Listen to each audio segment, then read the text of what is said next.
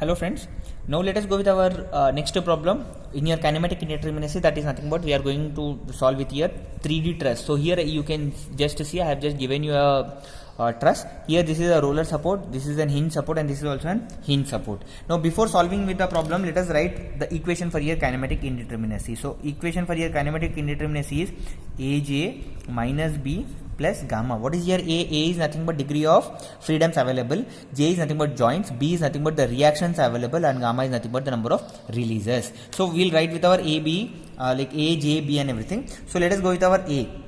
Now if you see with your A, what is the A? As I said you, A is nothing but the number of releases. So I just wanted to explain you about your tabular column here. So here if you see, I have just given you a tabular column. So type of the joints we have, degree of freedoms available, yes or no? So you can see here 2D rigid. Rigid is nothing but the figure will be like this, yes or no? If it is a 2D rigid joint, then the degree of freedoms available will be equal to 3. This we are finding out to find out your A value.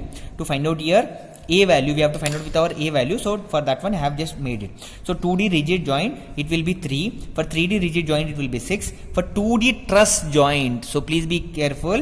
For 2D truss joint, degree of freedoms will be equal to 2. To a 3D truss joint, your degree of freedoms will be A value will be equal to 3. Now here if you see, is this a truss element? Yes, this is our truss element. For this truss element, even if you see, the A value, as I have said you, the A value will be equal to 3. Now similarly, even if you go with your J, J is nothing but number of joints. How many number of joints we have? 1, 2, 3, 4, 5 and 6. So number of joints we have are 6. Now similarly, even if you go with your next one, the next one is here B. B is nothing but the number of reactions. So how many number of reactions are available here? If you see here, it will be equal to, here the number of reactions will be equal to 1. Here the number of equations are 2. Here also it is equal to 2. That is for your 2D element. Now for a 3D element, if you take for a 3D element, here it will be equal to 3. Here also it will be equal to 3. Here it will be equal to 1 only. Why? Because now degree of freedom, it can move freely in this direction, yes or no? But only in one direction it can't move. That one direction will be here up. Yes or no? Rotation it can have. Rotation it can have.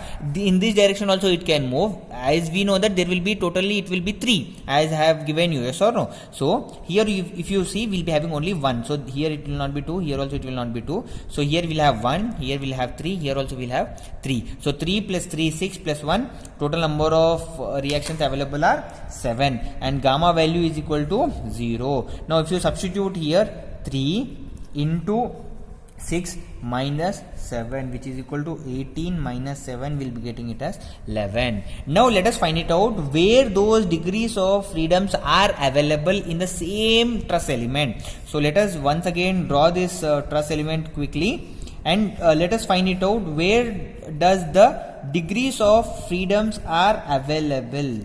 So here if you see, how can we find it out? As I said you, degree of freedom is nothing but it should freely rotate.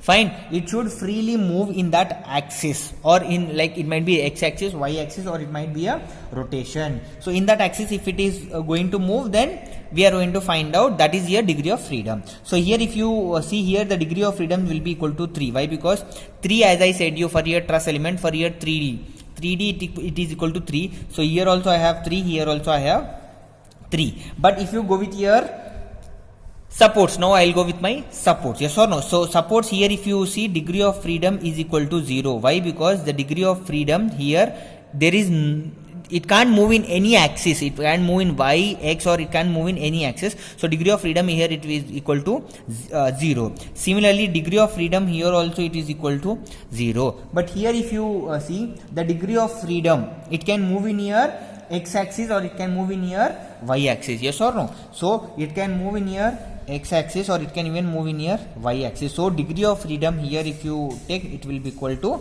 2. So total kinematic indeterminacy, if you talk, how much we have? 3 plus 3 plus 3 plus 2. So 3 plus 3, 6, 6 plus 3, 9, 9 plus 2, it is 11. So kinematic indeterminacy, we have it as 11. So here you can check in both the equations, the answer is same. Thank you.